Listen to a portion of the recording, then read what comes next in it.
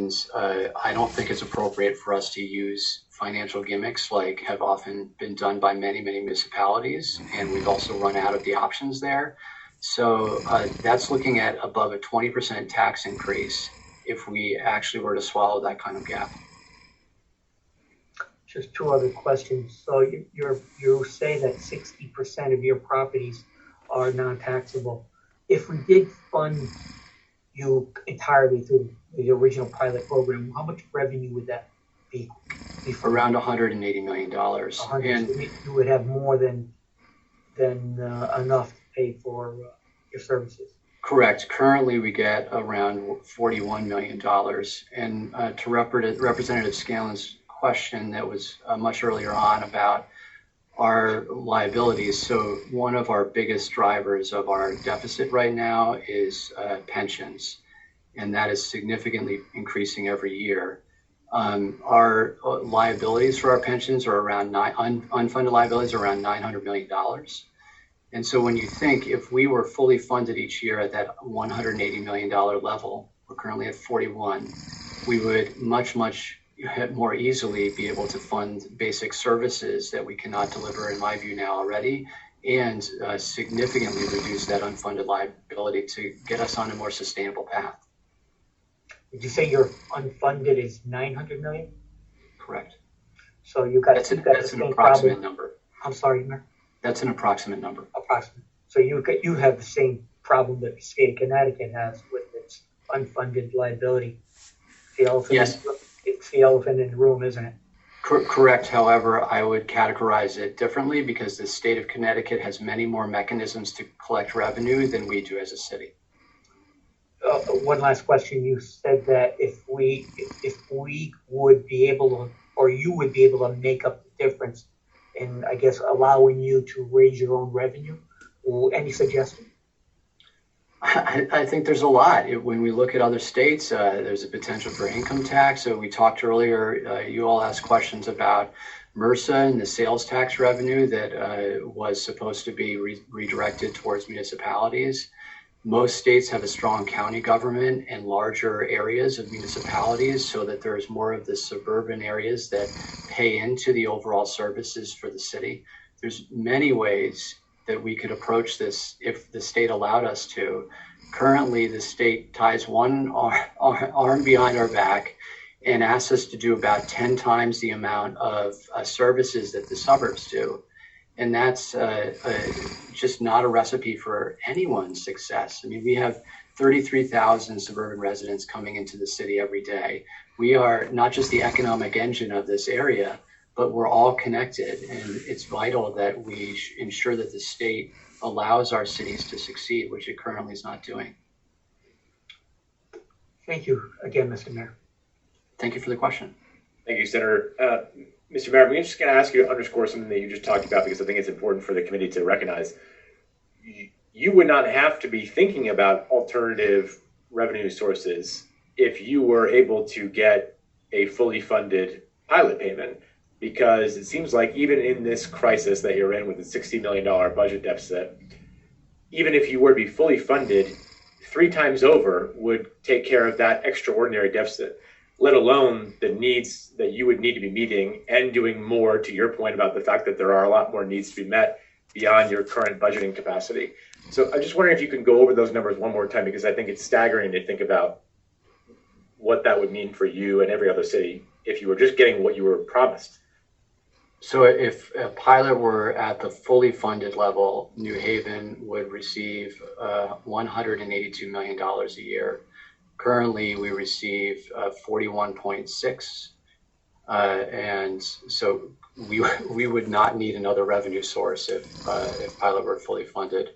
And I wanted to underscore something that I hear a lot, that somehow large municipalities are mismanaged or wasteful with with the funds that we do have. And I've been mayor for a little bit over a year and have seen enough to know that is just not true. And to make a comparison, the starting salary of a police officer in New Canaan is $70,000. Starting salary of a police officer in New Haven is $50 million. New Canaan has defined benefit programs. We have defined benefit programs. I can guarantee you that an officer that retires in New Canaan has a much larger pension than our officers in New Haven. We are not wasting, and our officers in New Haven, I'm sure New Canaan officers are doing a lot of work, but our officers in New Haven are doing a very, very difficult job.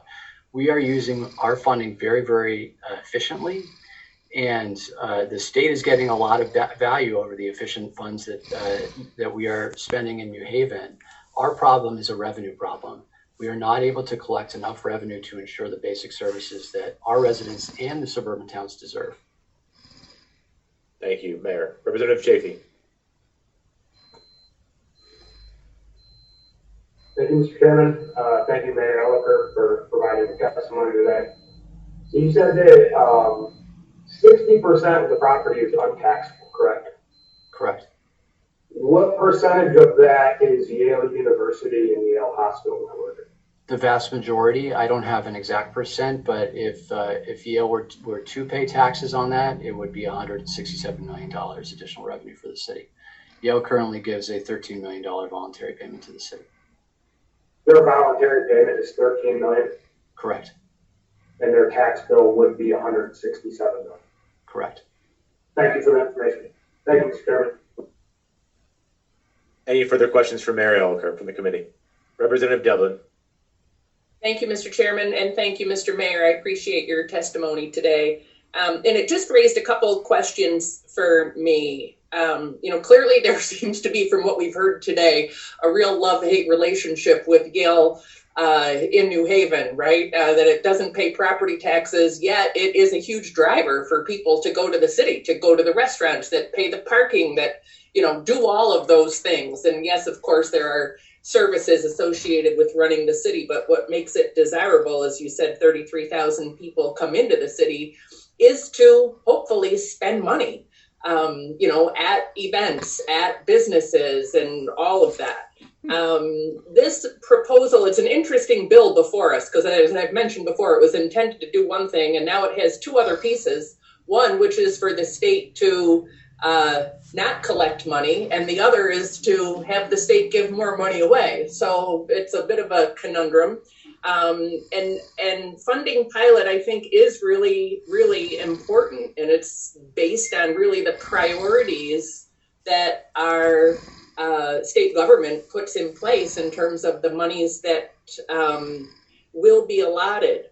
One of the things that can also help our cities and our towns is added, as the governor, I think, said he wants more taxpayers. And it's not just residents, but hopefully it's businesses and corporations that will come to our state, that will provide good paying jobs, that make philanthropic contributions to the communities in which they reside, and that generally also encourage their employees to give back in terms of time and other contributions.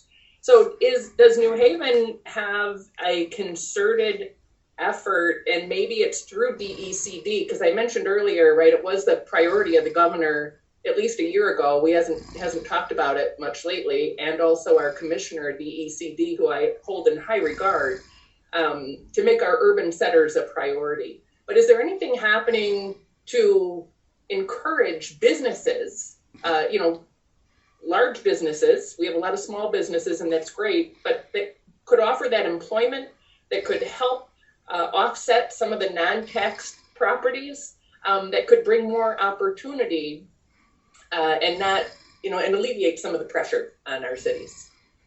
Sure, and I'm glad you brought up that question, because I think it's vital to this question in front of us. Of course, in New Haven, we're working hard to attract more businesses.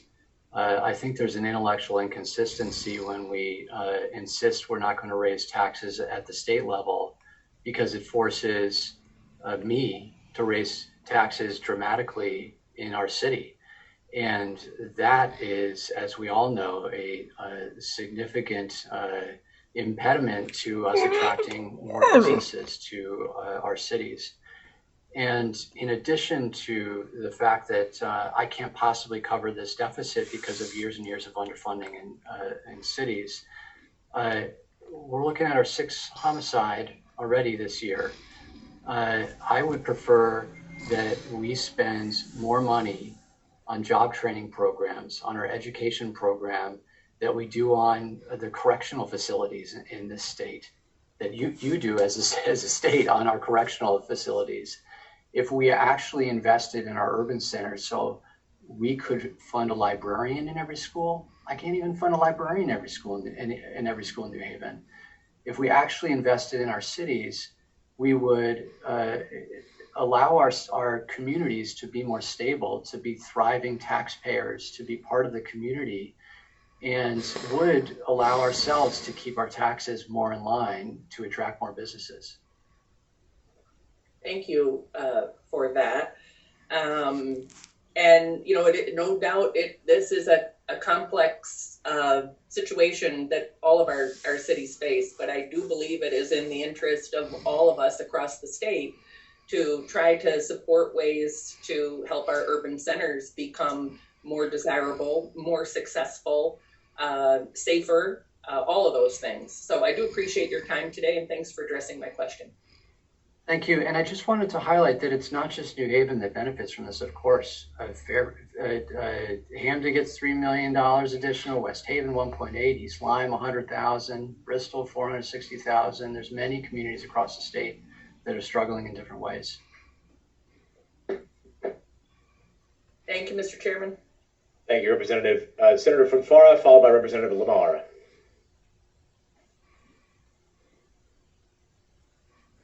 Thank you, Mr. Chairman. Good afternoon, Mayor. I'm listening to your testimony, and certainly of Mayor Bronin before you, and Senator Loney, the author of this legislation, this part of it.